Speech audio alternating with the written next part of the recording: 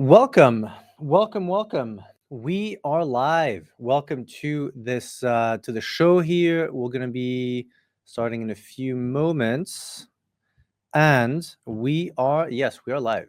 All good. How's everyone today? Hope everyone is doing well. Type in the number 1 if audio video is good. If you can't hear me or see me, you wouldn't be able to hear that anyway. But side note, let me just put you guys on. Here, there you go. Roaring says, I can hear you breathing, Matthias. How's things? We should be good. Why is this like that? Give me just a sec here. What's happening here? Should be good. It's weird. Sometimes it's, I think, why is this sub menu here is bugging me. There you go. Now we're good. All right, welcome everyone. Welcome to the CoinRock Show. We have some news today. We have news every day. This industry never sleeps, literally never sleeps. So share this in the groups. You know the drill. Share this in the groups. We have mods here. We have we'll be live for about an hour, as we always are. Sometimes we go for longer, but today is going to be around 45 to 60 minutes. Let me push this in some of the groups too, and let's get going. Forward. Join the live on X. All right, so we should be. Yes, is this? Are we good with this? Let's have a look. Broadcasts. Yeah, we should be good with this. All right, we are live on X. There you go. Let's see. Very good. So we're testing this new forwarding tool, which is actually super useful. So it kind of pings all, the team set this up. It pings all the different groups that we have, and it's much easier to tell everyone when we are on. So welcome everyone. GM, GN, wherever you are in the world. Let's have a look today at the market. You know what's funny is yesterday, so we welcome Rory. Let me just have a look at some of the comments here. You are the voice of encouragement on my bike ride home in the snow from the gym. That's so cool. Yeah, Roaring lives in a very, very cold place. You know, I know, you know, he's been a CoinRock OG for over a year now, and we've built such a strong community all together. He's truly an OG, so I actually know where a lot of the coin rockers live, but out of respect, of course, for anonymity, I will not be disclosing anything unless you guys want to share. So what I will say is Roaring Wookie is in a very cold place, and props to you, because it is very, very cold. And not only that, but the job is, I always say that he posts some of the most amazing, you know, views of nature, and his job is pretty phenomenal, very special. So if I highly encourage you guys to follow him. Welcome everyone. We are live. The CoinRock Show is on. There's a lot of news, and at the same time, we're still choppy, right? Talked about this. Welcome to, so this is CoinRock Media, for those who just joined. This is the news platform that we have. And so let's have a look first at some of the bubbles here. Again, a mixed bag, like you would say, you know, just choppy. No real direction in the market. Even look at the price, like we've been between the 79 to 85K for what, a week now, trending down.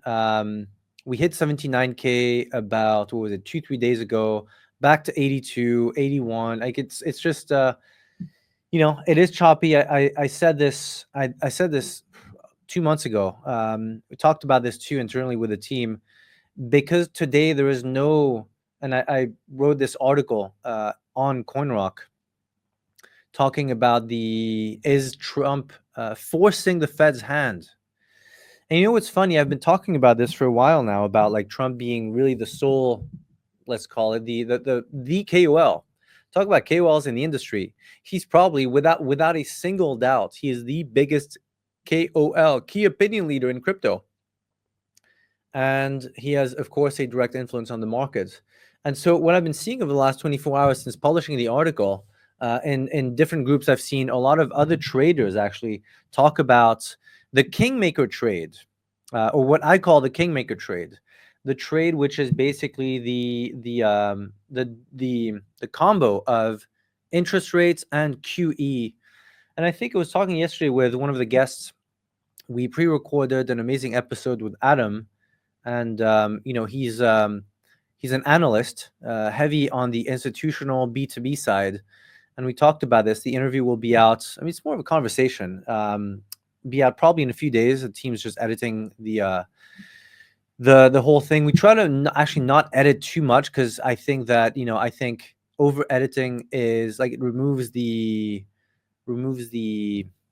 realness out of the conversation. So that's why most of the conversations or the guests, I actually like having them live, because you can't fake live, right?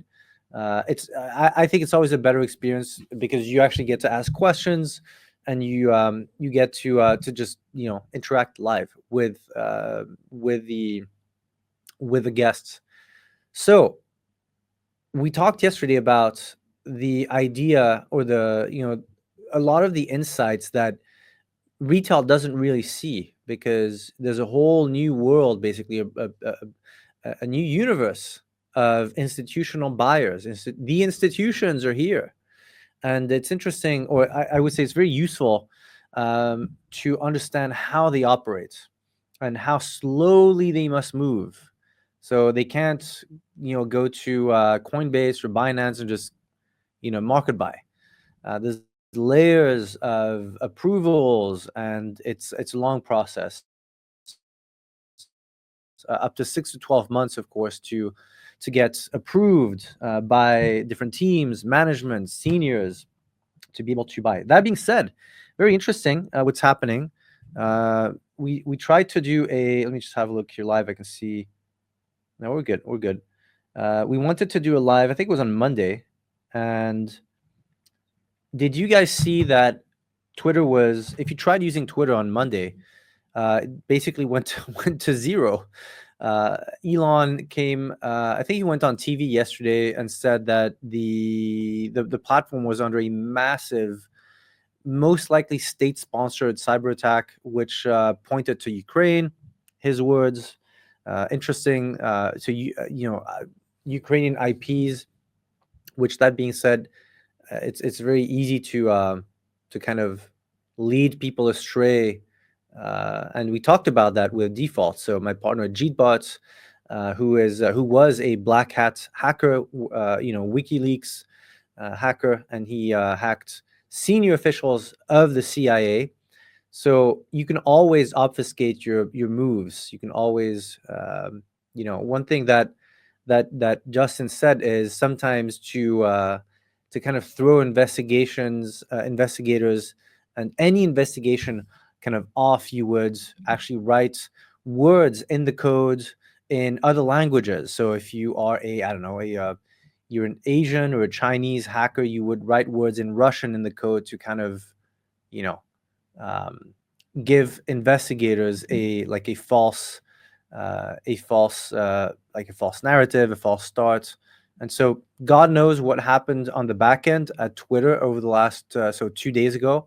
But it was very interesting to see that literally we could not connect. So I was like, you know what, let's do the live on tomorrow. So we did that yesterday at a very bullish dinner yesterday with someone who will be on the show probably next week at some point, or the week after.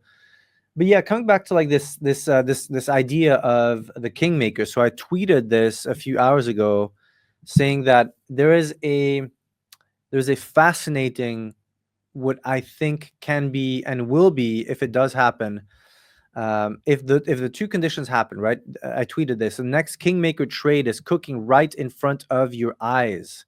U.S. government, number one. So U.S. government. Let me just push this here.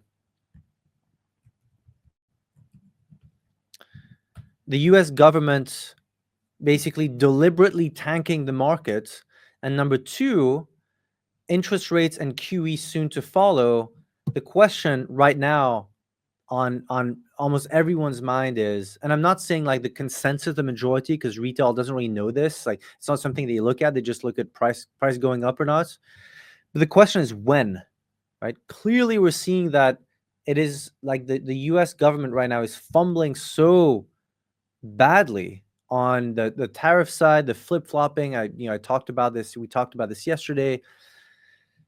It's either extremely moronic or deliberate. I'm definitely in the deliberate camp, of course. It makes perfect sense based on Trump's persona. It's very bullish for us. Will force the Fed's hand, interest rates, and QE. This might take a few months, like we said yesterday, but that is the Kingmaker. I think more downside. I pulled up a few articles here that I want to go over with you guys here about the last 24 hours in the news. But yeah, we might see a few months of this. So just so you know, this is not a.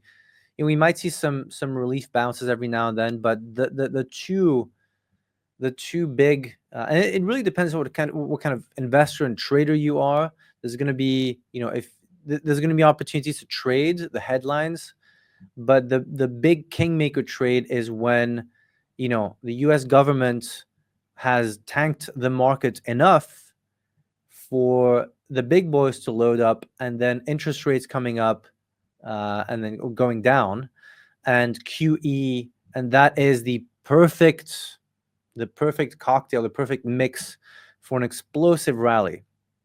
And that is a Kingmaker trade in my book. So let's have a look at some of the headlines here, guys. So number one here, this was, can you guys see this? Yeah. Okay. Stablecoin market cap reaches record $234 billion. So, it's, so people, so this is mainly the two biggest stable coins, USDT and USDC. Tether right now is at $143 billion, USDC at 58. So the difference here is, for people who are just getting into crypto, they don't really know what the difference is.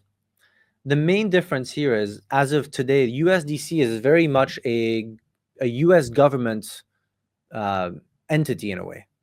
So, it is based in the US. There is more, quote, transparency over the operations and more oversight because they are on US soil. It is, we've seen Tether having issues in different jurisdictions, being delisted on some exchanges. That might change, and it might come back. But, what's happening is a lot of the looking at the numbers here, 58 billion. So it is impressive growth, 66% since November 2024. Other stable coins, of course, there's plenty of other ones. So USDC gains ground while Tether faces regulatory hurdles. The stablecoin sector is witnessing a battle for dominance. Those are the main two players, right? You saw Europe basically forcing Binance and Coinbase to delist USDT. That's a big hit, especially. It's a big hit because, of course, it opens up the market for USDC, but also, USDT has been around for so long. There's been so much FUD over the years. It definitely affects regional dominance. For those who are trading in Europe, you've seen that. There's been a lot of FUD over the years. USDT started depegging a few times a few years ago. I mean, it happens over and over again. Usually repegs very quickly. There was a slight depeg around the Luna UST, the Luna crash. And so I remember going on, and the CTO of Paulo, the CTO of USDT of Tether, did I think it was a Spaces or a live stream, basically kind of reassuring everyone, and repegged pretty quickly. But again, these, what's interesting too is the EU last week came up with, or maybe earlier this week, came up with either a new law, like basically a new approach and an expedited approach to its own CBDC. So we'll see how that affects European, even maybe USDC in Europe might have some, some pushback by the EU, because they most definitely will want to push their own, the EU CBDC. So we'll see how that turns out. That's probably going to be a few months from now, because things usually move on the slower side when it's, especially when it's not just one country, but like multiple countries, like in the EU. So that's kind of the what's next for what is next for stable coins. It really is. This is actually a good quote here. The Trump administration's pro-crypto stance lends regulatory credibility, amplifying the trend. The real question is what comes next. Will regulation create a level playing field for innovation, or is it just going to be basically a few massive players, and then let's call it the difficulty on the regulation side will push away innovators and smaller players? Happens all the time. It happened in in Web 1 and Web 2. We'll see what happens with that one. Welcome if you just joined. We're reviewing the news. This is on CoinRock Media. This is the media arm of CoinRock. This is our news platform. We have anywhere between 20 to 40 breaking news and stories every day. Let's have a look here at this one here. And before we get into that, let me have a look at some of the comments. Yeah, so I just posted the link to the Kingmaker tweet. Ted asks, when are we going to see CYG Cyclics Games get back to $2? I'm down huge. I have no idea, Ted. You know very well. You're a smart guy. I'm sure you know very well. I cannot comment on price at all. Zero. I'm the co-founder of Cyclics, so you will get no price predictions from me, just because I can't. That being said, everyone and everything is down big. I don't know if you've seen over the last few months, alts you're down 50, 60, 70, 80, 90%. So that's all I can say. We have a lot of things. That being said, we have a lot of things on the building side and the updates lined up for CYG. I mentioned this in one of the groups today, saying that in the current environment, there is zero upside in doing any type of marketing. That's it. So I'll give you some alpha here because you're live. There's a lot of things that the building never stops, has never stopped. There's a lot of updates. There's a lot of news that will be released when the time comes. The time is not now. The market is down only. People are hurting. People are panicking. Any type of marketing now is literally lighting money on fire and throwing your money away. We're not doing that. I have no interest in marketing anything in this climate. It would be a strategic mistake, to put it bluntly, or to put it politely. It would be something that people who don't understand the crypto space would do. Right now, when the market is like it is now, there is zero upside in pushing any type of marketing. But the time will come. When? God knows. God knows. Depends on the market. But we have a lot of updates. Literally, we have an Excel sheet with a lot of bullish announcements. Those will be released when the time is right. The time is not right now, as you can see. All these alts, right? Let's have a look here. I mean, should I say, is there anything more that I should be like? This is what you should look at, right? So, yeah, everything's been down only. Everything, right? So let's have a look at the year. This is interesting, right? XRP on the year. Yeah, sure. Why? It pumped massively around around the new year. So yes, but look, outside of a few very select ones, everything is down, right? You're looking at 90% of the coins in the top 100 down. Let's have a look at, look at this, right? So the colors and the numbers speak for themselves. This is on the year, right? 100 to 200. On the month, everything's red. The other thing too, on the marketing side, something that you won't actually know until you actually run projects or invest in in projects in crypto, or unless you're on the inside of these projects, something that you don't know, and this is coming from someone who's been marketing for over 20 years online, is the big difference between, I'll probably do like a full show at some point with the differences between Web 2 and Web 3 on the marketing side, or just generally. But when it comes to marketing, you have to time the marketing. So in Web 2, you can basically market all year round. Yes, of course, you have the seasonality sometimes around like Thanksgiving. If you're selling a fitness product, the first 60 days of the year basically define the success of your entire year, because New Year resolutions, that's where gyms and supplements and anything health related either booms and you have a good year, or the first 60 days pretty much define the success of your health brand.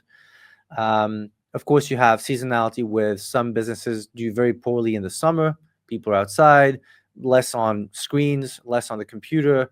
And then, of course, Christmas, Thanksgiving. But as a general rule, the in Web 2, you can plan your campaigns. Like right now, I have businesses right now that are already planning and strategizing for Black Friday. So for Q4 this year. So in Web 2, you can plan months in advance. When it comes to Web 3 marketing, campaigns, marketing, press releases, KOLs, live streams, collaborations, announcements, which is, you know, what you need to do for projects in Web3 like CYG, like Cyclics, you are completely dependent. Like your marketing calendar in a way is completely dependent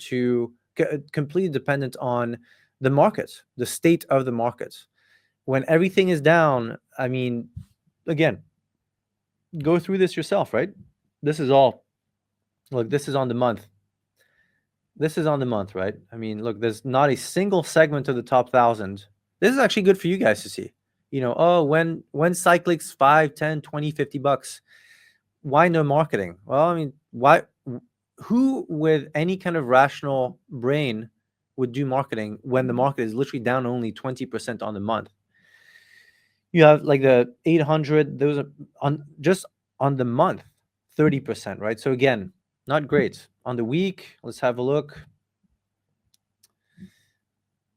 Again, that's one of the things that no one tells you about marketing in Web3 is you have to time your promotions, your announcements, your news, your bullish news, your outgoing, everything that you've worked on. You need to time it when the market looks much better. Neutral at worst, bullish and up only at best, and that's when you get the best ROI on marketing. So the time is not now. See what I mean? Heading back to, I think Zach says CYG is going much higher than $2 by the end of the cycle. Again, can't comment. We have a lot, not only in development, we have a lot developed that we have not announced, and that will come when the time is right. The bubbles are red, guys. Bubbles are like deep red. I actually didn't look at this in weeks, but like if you look at on the week, I mean, look at this. It's a fucking mess, right? I mean, every single coin on the, I mean, look at this. Yeah, it is what it is. That being said, there will come a time when everything will be green. So you just have to stay patient. Again, NFA, not financial advice, but it's not looking good right now. That being said, the time will come when everything will be green and you'll be happy with, maybe you'll be happy depending on what you've bought and or not bought and sold.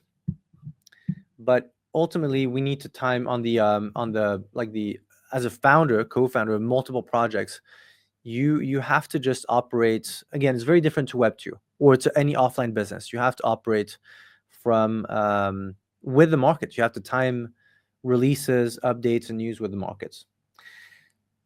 Cynthia Lummis reintroduces. This is back to so we covered the stable coins.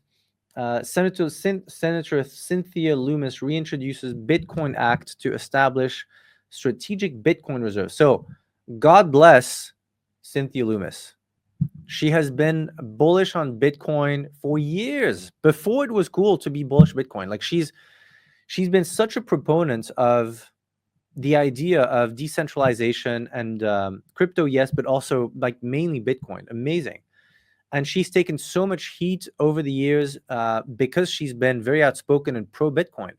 Way before it was, she was like the only one being bullish years ago, and talking about the idea that yes, Bitcoin is an asset, a very valuable asset, digital gold, and yeah, she's one of the rare and very good ones that even when the market crashed from 69K down to 16,000 Bitcoin during the bear market, she was there.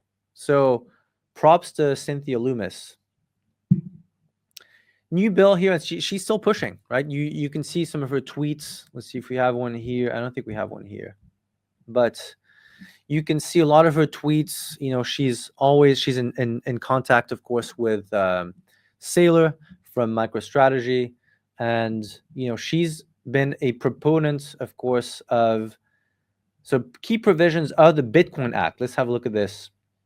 She has introduced the Bitcoin Investment and Treasury Oversight Act. So Bitcoin, very cool actually, Bitcoin Investment and Treasury Oversight National Act. This proposal would authorize the U.S. government to acquire 1 million Bitcoin and officially codify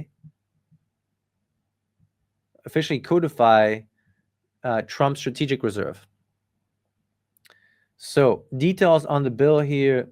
Key provisions. Number one, annual purchases. The government would acquire 200,000 BTC annually over 5 years, totaling 1 million BTC, which represents 5% of the supply. So whether they do this or not, it just signals and shows other countries, right? This is game theory 101. If the US buys 5%, other countries will have to follow. Simple as that. But let's say it's not 5%, but it's 1%. That's already very bullish because, again, game theory, other countries are looking at this. And, ultimately, countries are run by human beings who are emotional and who respond to, like every investor, greed, FOMO, fear, right? And if the US is doing this, the first question we talked about this last week with the president of Belarus, who said, yeah, the US just passed their Bitcoin strategic reserve. So if it makes us money, why not do it? Again, dozens of countries will follow this if this happens, if the acquisition happens here. 1 million BTC, the supply would be nuts. Now, if we take a step back and we talk about decentralization for a sec, of course it's not good, right? I mean, let's be very honest. The essence of crypto is decentralization, and literally not this. If you read the white paper, Bitcoin, like from day one, it was literally to do the opposite of this. But Satoshi had his vision. He, one of the things actually very early on in Bitcoin, in the this is like a known one of those, like, it's part of the lore. It was, I think the sentence is, in 10 to 20 years, this will either be worth nothing or a tremendous, there's no middle ground. It'll be worth either zero or an enormous amount of money. And so we're definitely trending in that direction. So is it good if you think of the essence of the blockchain, crypto, decentralization? Is this good news? No, not really, because that means that a centralized entity, the US government, would own, in this case, 5%. But the world has changed since. Talked about this yesterday at dinner. The whole idea of crypto is that there is no middleman. But now there would be, in a way, right? There would be a centralized entity who would control 5%, which of course also introduces risk. As of today, everyone here needs the big players. I think that's the title of the show we recorded yesterday with Adam. needs the big players to buy crypto. And so you need the government and the big banks and the pension funds to buy crypto, to buy Bitcoin, to allocate for your bags to go up. So we talk about this almost every week, but that's how it is now. That being said, this would be super bullish for Bitcoin, right? For the price. Funding mechanism. The acquisitions will be financed by reallocating existing resources within the Federal Reserve, minimizing the impact on the federal budget. So I think it was last week when when Trump announced the Bitcoin Strategic Reserve. It was interesting to see the haters say, "Oh, he's going to buy crypto and Bitcoin with taxpayer money, and what's the point of having Doge?" So the Department of Government Efficiency that Musk oversees to reduce government spending. What's the point in reducing spending if they're going to use taxpayer money to buy crypto? I didn't sign up for this. So, I get the point. So they need to overcome that objection, because that objection will come up. And the question is already out there, right? It's like, what would you bought Bitcoin today? Congratulations. So this would be like the White House, one of the White House journalists would ask, okay, so you've bought millions of dollars worth of Bitcoin today again. Why is that? How is that helping, the average American who's struggling to pay their bills at home and whose grocery bill is too high? That's the question that's already scripted, right? So they need to kind of overcome that. And this is the funding mechanism is a big deal to get this passed. It basically must be at no cost to the taxpayer. That's going to be much easier to pass. And then, of course, number 3, which is secure storage, security, the Department of Treasury would establish a decentralized network of secure Bitcoin vaults.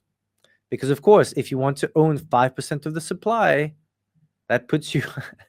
We talked about Lazarus, right? With North Korea supposedly hacking and stealing $1.4 billion worth of ETH from Bybit two and a half weeks ago. So, anyone owning 5% of Bitcoin would be a huge take, and you would have states, so countries aiming for this. So security would be extremely crucial for because that would make the Bitcoin like the US Bitcoin reserve a massive target. So we'll see. But again, the whole thing is this is super bullish because it shows again she reintroduced legislation to acquire 1 million BTC over 5 years. The acquisition will be financed by reallocating existing Federal Reserve and Treasury resources. The Treasury would establish a decentralized network of secure Bitcoin vaults for storage, and it looks pretty good on the support side. So we'll see. Again, very bullish overall. And Cynthia Lummis, you should always retweet what she tweets out. She's been a godsend for crypto and Bitcoin. Oh, speaking of Tether CEO, this is Paolo, defends U.S. Treasury holdings amid regulatory challenges. So let's have a look at this one, and if I need to add anything. Tether CEO Paolo Ardoino has defended the company's massive U.S. Treasury holdings, arguing that its investment strengthens American debt resilience, even as the stablecoin issuer faces increasing regulatory pressure in Europe and the U.S. Remember, Tether was delisted a few days ago, or will be delisted, but has been under pressure for years now. Speaking at a Bitcoin Policy Institute event on yesterday, March 11th, Ardoino underscored Tether's financial influence, asserting that its $115 billion in U.S. Treasury securities places it among the world's largest holders of American debt.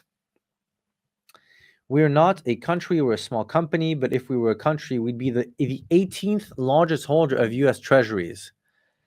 So this is interesting because one of the FUD factors that Tether has been battling for years now is that Tether's never been audited. So when they release assessments, they're not audits. So they, to be fair, they never said they were audited. So no one really knows. No, again, it's not like KPMG or EY or Deloitte went in and looked at this. So we don't know. For the sake of the industry, we hope that everything is real and true. To be also very blunt, they've been excellent for aside from the occasional depegs that get repegged within hours, sometimes minutes, they have been they've been instrumental in building the ecosystem that we have today on centralized exchanges from day one of their existence. Let's have a look here. Tether is helping to secure the US debts. This is on his Twitter. I think that's kind of it for this one. Yeah, Binance, look at this one. So, of course, there's a lot of pressure, right, because USDC has much more clarity and gives more information to regulators, and Tether gives less. It is, USDT has been delisted from several exchanges. This is interesting to know because, or to remember that, Binance, Crypto.com, and Kraken have announced plans to stop supporting USDT trading pairs. Okay, so it was announced. This is what I said the other day, right? So announced but not applied yet. So this is in 2 weeks, 2.5 weeks. Binance, Crypto.com, and Kraken have announced plans to stop supporting USDT trading pairs in the EU, in the EEA, aligning with new compliance measures. Meanwhile, US lawmakers are considering proposals that could further constrain Tether's operations. A proposed stablecoin bill may block offshore issuers, because Tether is not based in the US. So it could block Tether from accessing US Treasury markets, which could benefit, right, its US-based rival, USDC. We'll see. There's been a lot of FUD over the years with Tether. I think this one now is, again, the landscape on the regulation side right now is completely different from a few years ago. Again, because the BlackRocks of the world are moving in, have moved in, and it's something where if you want the big boys to come in and buy there's a Bitcoin, Ethereum mainly, right? Those are the two main ones that they're buying. They need guarantees in a way, assurances that the space, because they have huge responsibilities towards their shareholders and investors. So anything that presents a risk slows down the investment thesis for them. So USDC is US based, which means much more oversight being done by the US government, whereas Tether doesn't have that. So we'll see what happens. I think Tether's been very positive for the industry because they've been, in some ways, the glue and saved the industry. Of course, there's a lot of, I'm aware of a lot of the FUD and some of the stories that you hear only in person about Tether, and some of the supposedly kind of, it's called grayer stories about Tether. But look, they've been around. They are battle tested. They have survived every FUD, every attempt of depeg, every bad news, every orchestrated attack for years. So we have to, and of course there's going to be, the space is moving so fast that yes, there's going to be, players replaced, new players coming in, but so far, I mean, they've been a voice, a very positive voice for crypto. And I know there's a school of thought that says that, oh, Tether this, Tether that. Yes, but you know what? Overall, they've been around for years. They really have been the glue, especially when you talk to people who run centralized exchanges, people who market makers, they've also brought a lot of value despite all the criticism that targets them basically. Hey, Matthias here, and if you're enjoying this and want access to even more alpha, early stage deals and opportunities, and also behind the scenes insights on the markets, hit the link in the description and make sure you're subscribed. It's free and it puts you ahead of the curve. Let's get back to the show. Metaplanet here. This is a Japanese publicly listed company. This is insane. They keep buying Bitcoin almost every week. We have a headline about this, right? Tokyo listed investment firm Metaplanet has reinforced its Bitcoin strategy, announcing the purchase of an additional 162 BTC. The new purchase is worth over $13 million, and they own $250 million worth of Bitcoin today, which was 350, almost 400 million a few weeks ago. So very bullish in a country that is not super bullish crypto yet. We had my friend Kosuke, who is a private investor, very well connected on the VC side and the investment side in Japan. He is Japanese, and we talked about this on the show. This was about 2 weeks ago. Japan is now kind of opening up more and understanding that there's a lot of money to be made by being pro crypto, and so we have seen a headline, I think it was 2 weeks ago, where we saw Japan was looking at reducing taxes on crypto gains, which is bullish. So again, it's always good to see publicly listed companies because they do have fiduciary obligations, and they have they have a lot more responsibilities than the let's call it the private, like the average private company. And so it's bullish because it shows other companies and that's what I try to tell you guys every time we talk about this, is it's not just about this company, right? In this case, Metaplanet. It's about it's showing other publicly listed companies that it's okay to buy Bitcoin, right? So, and to be invested and to hold and to actually use pretty much Saylor's strategy about holding, having a reserve, a Bitcoin reserve. So very bullish about this because game theory, of course, as you guys know now, I talk about game theory a lot. And you know that if a publicly listed company in Japan does this, it's all over the headlines in Japan, and it also shows other Japanese companies. And Japan is a very conservative country when it comes to business, right? They used to be very aggressive on the innovation side, now much less. Taxes, so not a very crypto-friendly country when it comes to taxes and the tax regime. This is very bullish. Like, this is the kind of stuff that you want to see. Publicly listed companies understanding Bitcoin, understanding that the future is digital. Again, since 2024, so this is almost a year now, Metaplanet has been actively increasing its Bitcoin holdings as part of its strategic financial planning. The firm has set ambitious targets to accumulate 10,000 BTC by the end of 2025 and 21,000 BTC by the end of 2026, so a year and a half from now. A year and a half from now.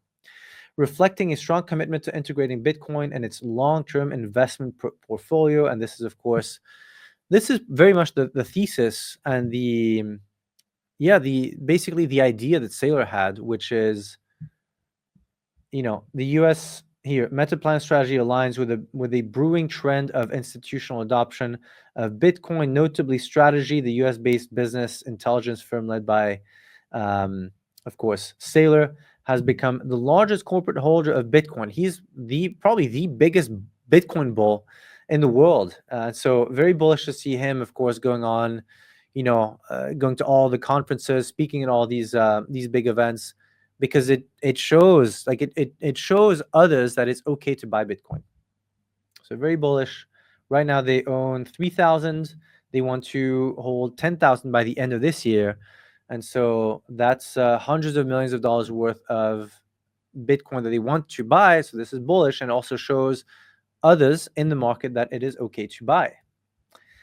All right, let's see some news that I know many of you, unless if you're short, don't want to hear, which is I talked about I've been openly not bearish, but I said this actually. I said short term choppy bearish, mid to long term very bullish. EU tariffs could trigger Bitcoin correction to 75K. Who said this? Let's have a look. Which one of the firms said this? Analysts. Okay. So escalating trade tensions, nothing new. If you've been on the show, if you've been here every day, you know this is not new for you guys. You are mentally prepared to see Bitcoin drop to the 70s. You should be. Escalating trade tensions between the EU and the US have sparked fresh concerns in global markets. With BTC now at risk of a correction below 75K, analysts warn that retaliatory tariffs set to take effect in April. So yeah, Trump he's been talking about tariffs for years now. Some of the tariffs have not really been finalized. Some have gone in, like a few days ago, literally. I think the ones against some industries, Mexico and Canada went into. I think he launched that probably a few days ago. With the EU, he talked about the EU kind of taking advantage of the US for years, and so he wants to get the EU to pay its fair share, and he wants to impose tariffs. Of course, the markets hate tariffs and the idea of tariffs. So uncertainty, we talked about that yesterday, and that's why we're chopping, and that's why we're always in this kind of 82 to 70. What are we at now? 81 to 70, 78 range. I do think we see a drop. We might see like some scam weeks up, scam weeks down, but I agree with this. Like I think we seeing BTC around the 70s, I wouldn't be surprised. I think everyone should be prepared to see BTC around 70,000, and alts will of course go down. Even good alts, by the way. Even good alts with good coins will go down, if you catch my drift. That's just how it is, right? When BTC, have you seen that meme so it's like two guys walking up stairs, and the top guy is called BTC, and when he falls, of course, everyone behind him, under him, tumbles. That's just how it is. It all depends on BTC. And the problem this cycle is, even when BTC does well, some of the alts, there's some narratives that literally have not pumped much, right? But when Bitcoin goes down, alts go down this cycle. When Bitcoin goes up, some alts go up.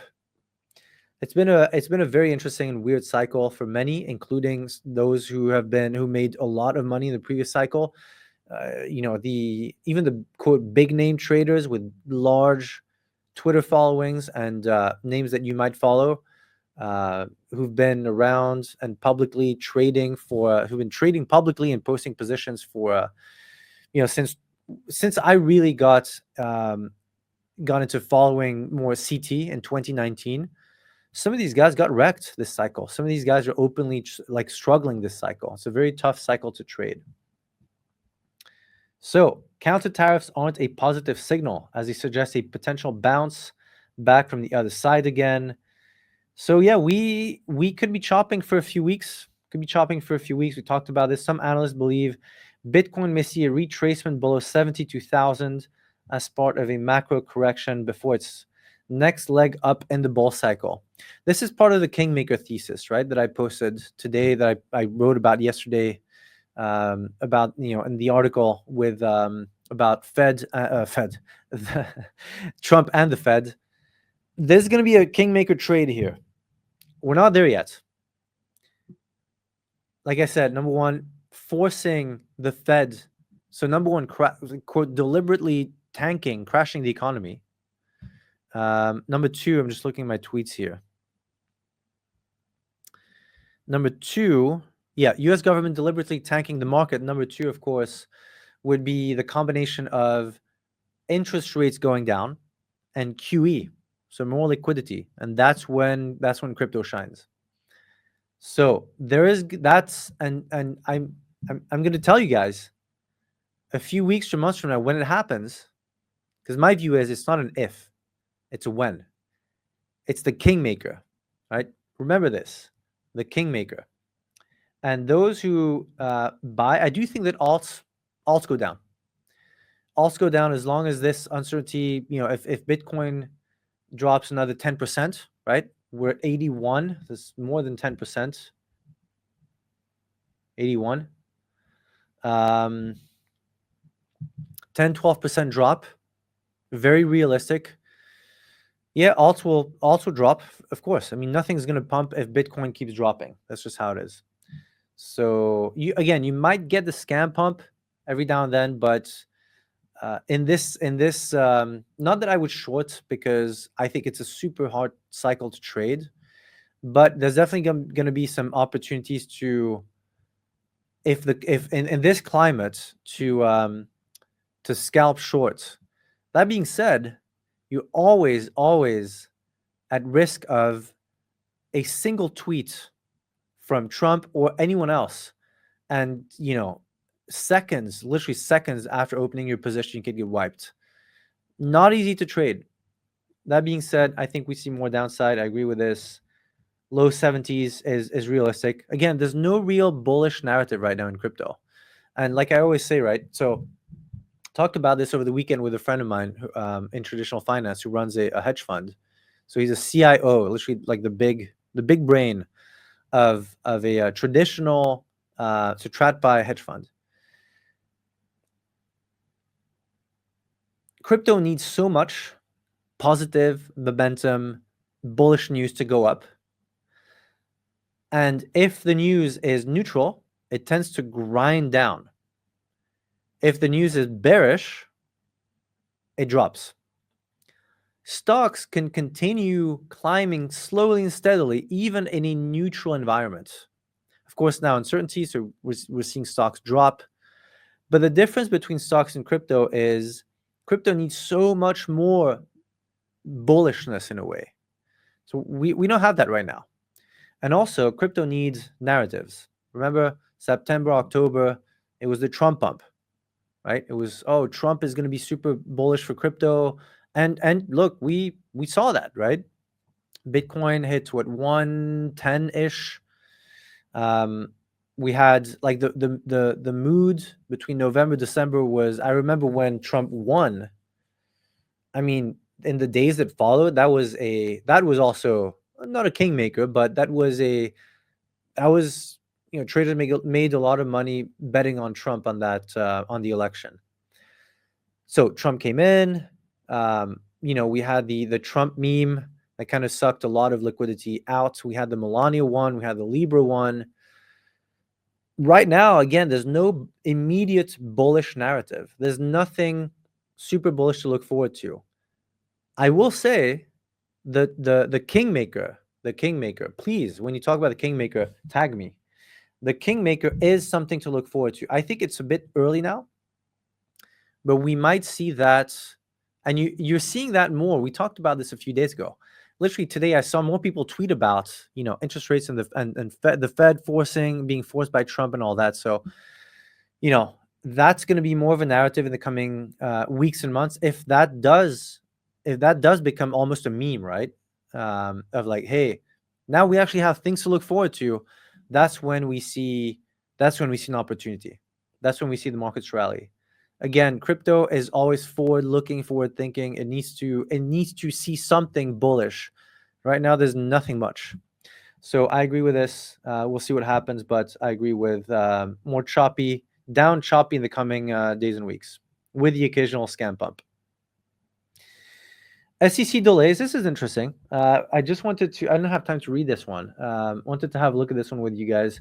I saw a headline, because if you guys are not following CoinRock Media, you should, the Twitter account, because we post breaking news.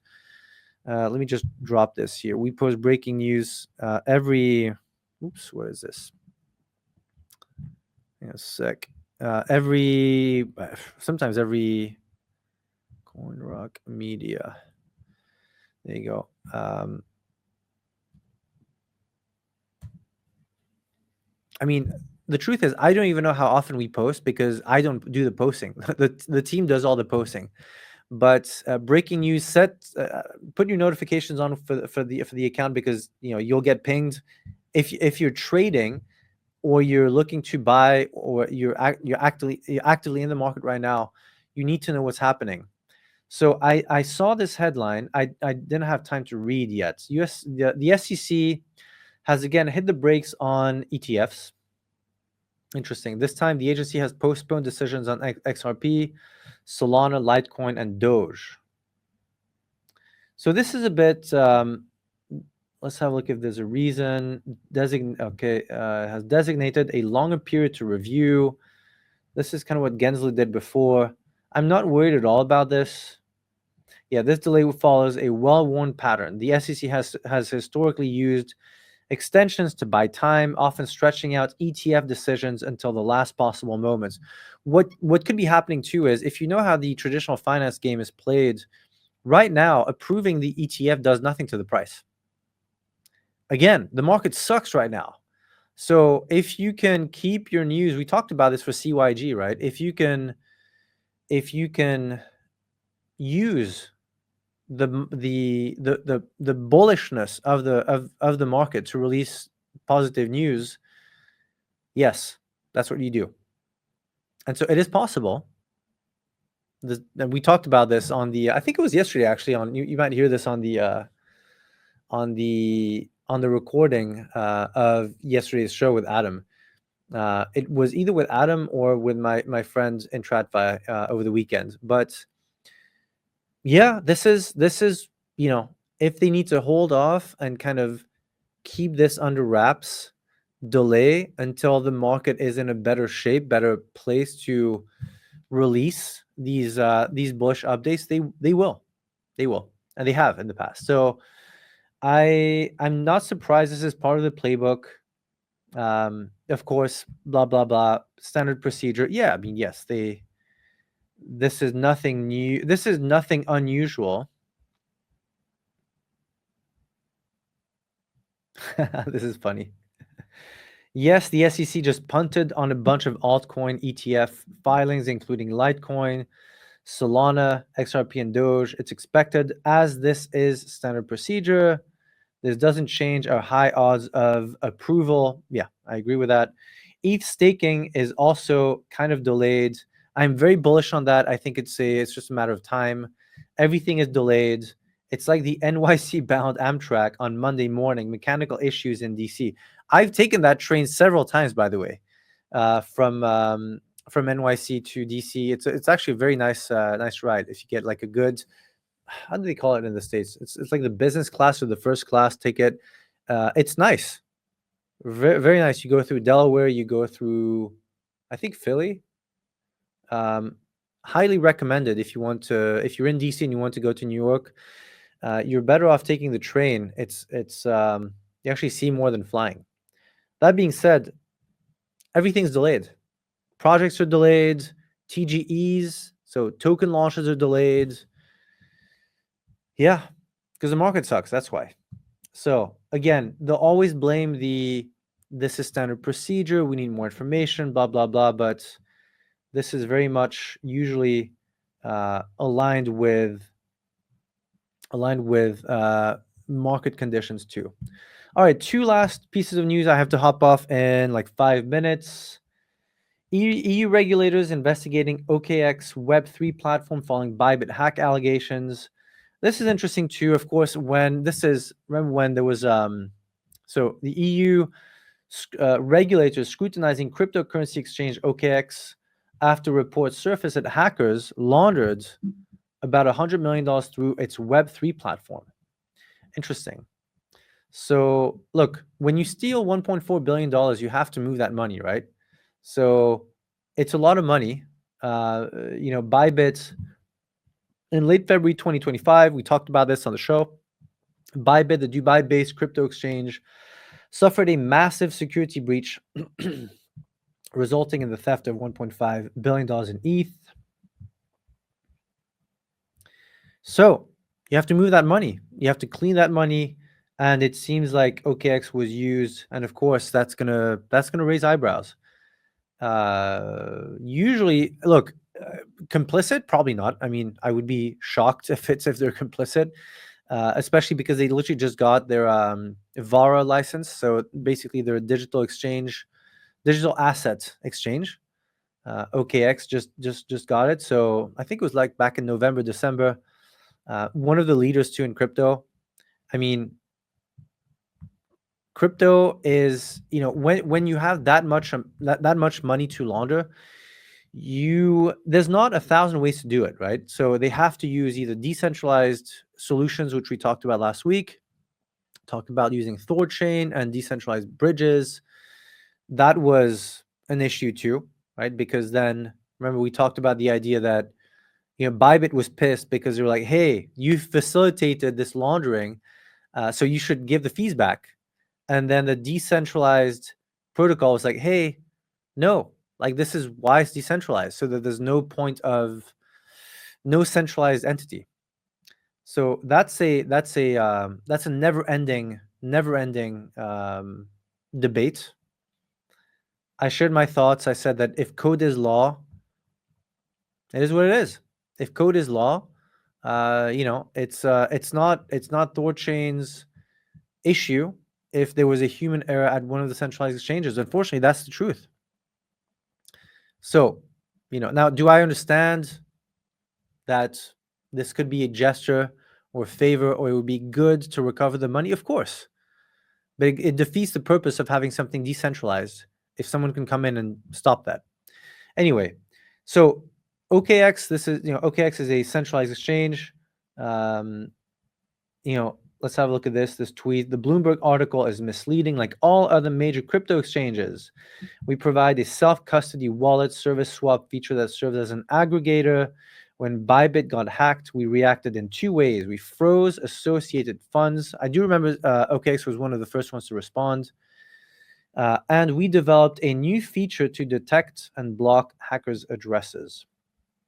But of course, there's always going to be blowback after a hack this size. I think it's normal, perfectly normal. Quick facts here: Bybit got hacked. Bybit CEO said that 100 million was sent to OKEx. Then regulators are looking at OKEx to see if there was, like, what happened basically. And OKEx denies any involvement in laundering activities. It is what it is, in the sense that when you need to move money, you use every solution at your disposal, centralized and decentralized, and OKEx was used. And if they were used, which it seems like they were, yes, of course, there's questions, but it's if they reacted fast, crypto moves very fast. One click and it's gone. So yes, they can freeze the wallets, which they have done, but things happen so fast, and even tracking these wallets can take a few seconds or a few minutes to kind of understand what's happening, and that's enough to move money. So we'll see what happens with this. I'm really not concerned. OKEx has a very good reputation so far. Like I said, they just got their license in Dubai, and I think they'll be fine. Let's have a look at this one. This was yesterday, right after this morning. Trump's push for crypto-friendly policies collides with financial surveillance laws. So, yes, the first crypto president. Let's have a look at I just want to read. Do we have a summary on this one? No, we don't. Let's have a look. The Banking Secrecy Act. The BSA and its subsequent amendments require financial institutions to report potentially suspicious transactions. In 2023, nearly 30 million reports were filed by 300,000 financial institutions. This system burdens financial entities heavily, forcing them to over-report out of fear of liability. So yeah, they have to report, otherwise the financial entities, so the bank, usually the banks, then get in trouble. Critics argue that the BSA violates core constitutional rights. So yes, of course, crypto, of course, this is a debate that again will probably be brought in front of Congress at some point. Yeah, congressional efforts. It's something that will never go away. If if the US starts buying Bitcoin, this will get raised as an objection, of course. Some members of Congress have taken steps to restore financial privacy, which is great. They introduced the Bank Privacy Reform Act. Both bills would maintain record-keeping requirements while eliminating the mandatory reporting framework. So, it's always with all these, the thing you have to understand too is everything's happening so fast that regulators, banks, lawmakers are reacting and making this as they go because they have to, right? There is no, yes, you can look at other similar industries. You can look at tech in the late 90s. You can look at commodities, 70s, 80s to kind of see, to draw some parallels and see how they regulated the space, how they acted. But ultimately, this technology has never existed, right? The idea that you can have money, digital money ascended within seconds without any bank's approval has never existed. So everyone, including these guys, right, lawmakers, regulators, they're literally making this up as they go. Not that they're doing anything bad, but they have to come up with solutions. And also, when you want to present new ideas, when you put together new bills, new proposals, of course you have, laws that are some centuries old. So how do you connect? How do you explain, and how do you make sure that the new laws that you pass don't go against the Constitution? And then it opens up the other question of, does the Constitution, in this case in the US, written in the 1700s, how is that relevant, and how is it up to date with what's happening in crypto?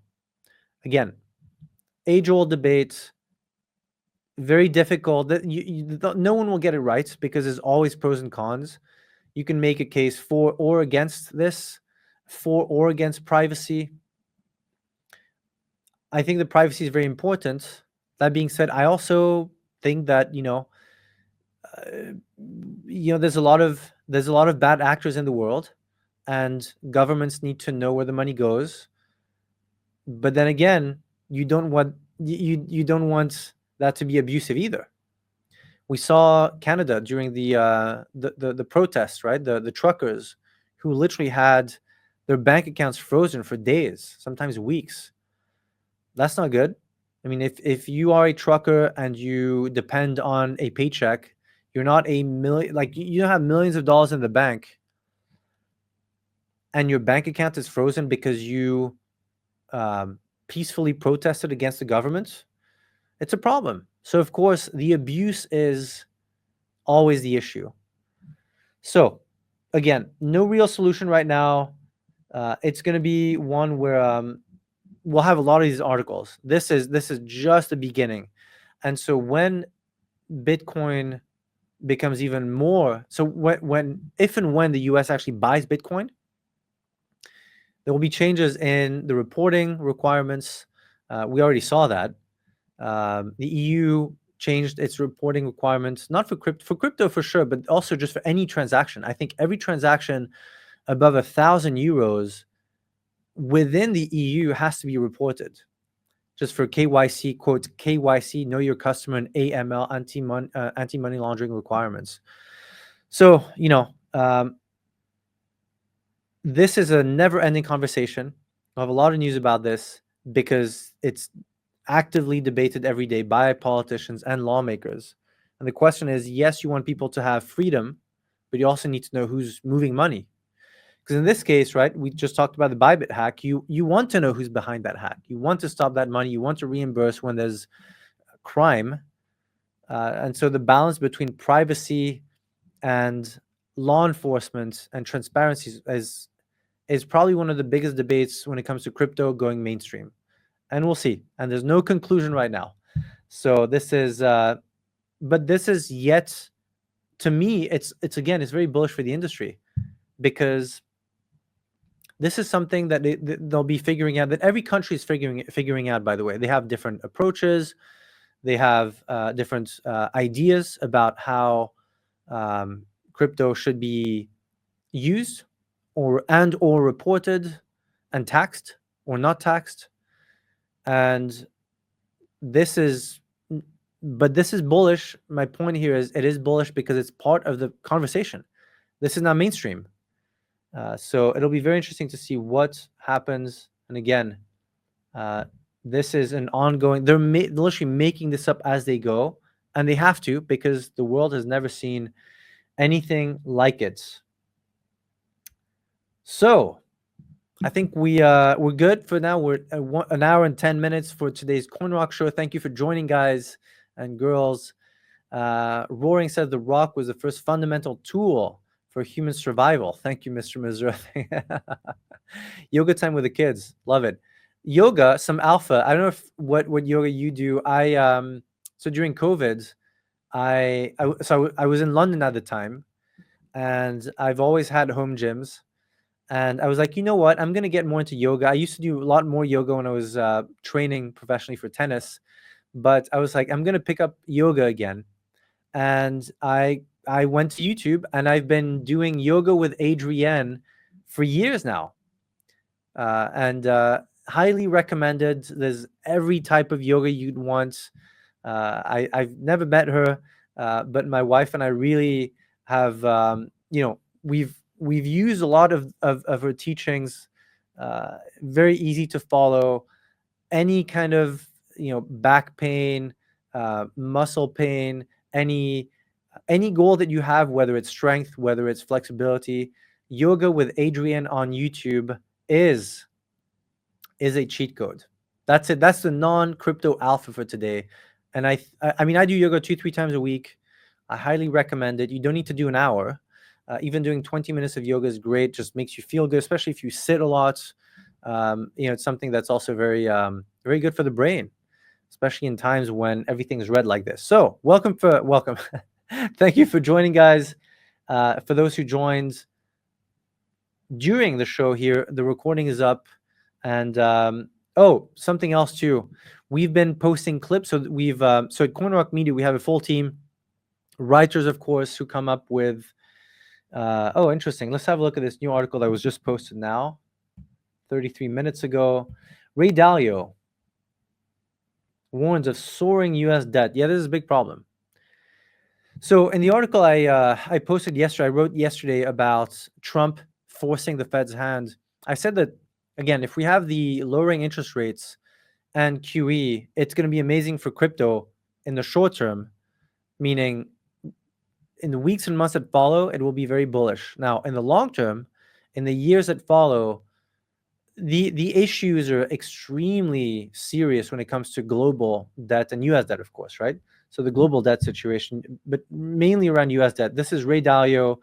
I think everyone should study Dalio. He's a he's up there with Warren Buffett, Munger, who else? I'd say Paul Tudor Jones.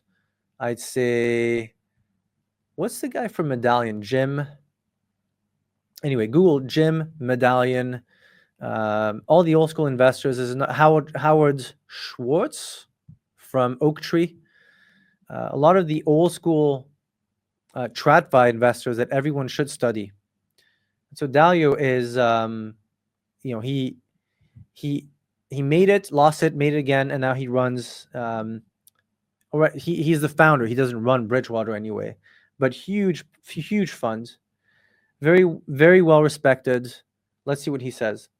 Founder of Bridgewater has reiterated concerns over the U.S. debts, the U.S. National debts, warning that a severe supply-demand imbalance could send shockwaves through the global economy. Nothing new. This was today in Singapore. Dalio emphasized that the U.S. is attempting to sell a quantity of debt that global buyers may not be willing to absorb. China is usually a big buyer. Does China want to buy today? Is the question. Raising the risk of significant economic instability. Again, this is more of the same, right? But this is the real issue. Like, you want to get to the root of the issue globally, this is it. It's not going to be fixed by QE. On the contrary, in the long run. Dalio pointed to the staggering 36 trillion national debt and the 7% fiscal deficit. The U.S. hedge fund billionaire stressed that addressing these challenges is paramount, warning that failure to do so could destabilize global financial markets. Yes, again, it's all about confidence. This is the key, right? Right now, there is low confidence. That's why price go down. That's why anything risk on goes down. Just as we're seeing political and geopolitical shifts that seem unimaginable to most people, if you just look at history, you will see these things repeating over and over again. We will be surprised by some of the developments that will seem equally shocking as those developments that we have seen. These statements are always a bit vague, you know. I mean, so this is on this is in Singapore today. Quick facts here. We could talk for hours about this, and this is never ending, by the way, but this is the core issue. Ray Dalio warns that federal debt has surged to 36 trillion, surpassing the GDP of 29 trillion. Like this, it's catastrophic. Like any human being, if you're this much in debt with that much income and that disparity, you have a serious financial problem. So the U.S. government is, or the U.S. as a country is, yeah, that's actually a good way of putting it, which he calls an economic heart attack in the making. Dalio argues that reducing the deficit to 3% of GDP through spending cuts, tax adjustments, and interest rate management is necessary to prevent a financial crisis. This is kind of what, this is not kind of, this is exactly what Doge is actually doing, right? Spending cuts. I forget the number that Musk said. I think he wants to save, I mean, billions of dollars, right? Was it like $1 trillion a year that he wanted to cut? At least hundreds of billions of dollars that he wanted to cut through and reduce with Doge. Economic instability and fears over excessive debts could drive investors towards Bitcoin and gold, as cryptocurrencies gain favor as an inflation hedge and alternative store of value. Again, a lot of crypto speculation. I think Bitcoin is and should be in everyone's portfolio. Doesn't mean you need to be over allocated, but this is an ongoing issue. Dalio has been talking about US debt for years. Everyone should read his book called Principles, I believe. Pretty thick book, very theoretical, definitely worth reading. Everyone should study the old school investors. Like I said, Dalio, Buffett, Charlie Munger, Paul Tudor Jones, Jim, the founder of Medallion. What's his name? Jim. Let's have a look. Jim Medallion Fund. Jim Simmons. Just passed away like a year ago. Genius investor. And Howard Schwartz from Oaktree. Howard Schultz is the Starbucks guy. Howard Schwartz, I believe, is Oaktree. Oh, is it not Schwartz? Let's have a look. Oaktree. Howard Marks, my bad. Howard S. Marks from Oaktree. So the founder, co-founder of Oaktree. And that will help you also become just a better investor, a better thinker. And it doesn't matter if you don't manage billions of dollars. Just thinking differently about your money is always like it can only help you, is my point. It's upside only. If you study the greats, doesn't mean you need to be in, in ETFs and buy bonds, but it does mean that it will make you a better investor, a better thinker. And if you want to keep more money and keep more of the money that you make, there's never anything wrong with learning about money management and studying the the guys who've made a lot, lost a lot, made a lot. So with that being said, we'll wrap up the show right now. I always say 45 minutes and we're at 1 hour and 19 minutes, but that's how it is. Thank you for joining, guys. We'll have the replay here on X. You can see a lot of the clips getting pushed on Twitter, getting pushed on TikTok. Follow the TikTok, follow the Twitter, and we will see you. We'll be on tomorrow too. Have a good one. And again, do not get wrecked. Be patient. It might be long and annoying, but my belief is it'll be worth it. All right, guys. Talk soon. Hey, thanks for watching. If you got value from this episode, you're going to love what's coming next. So subscribe now. We drop new episodes and videos several times a week featuring power players, market movers, and insiders from the financial world. And if you want access to deals and insights we only share privately, hit the links in the description and we'll see you on the next show.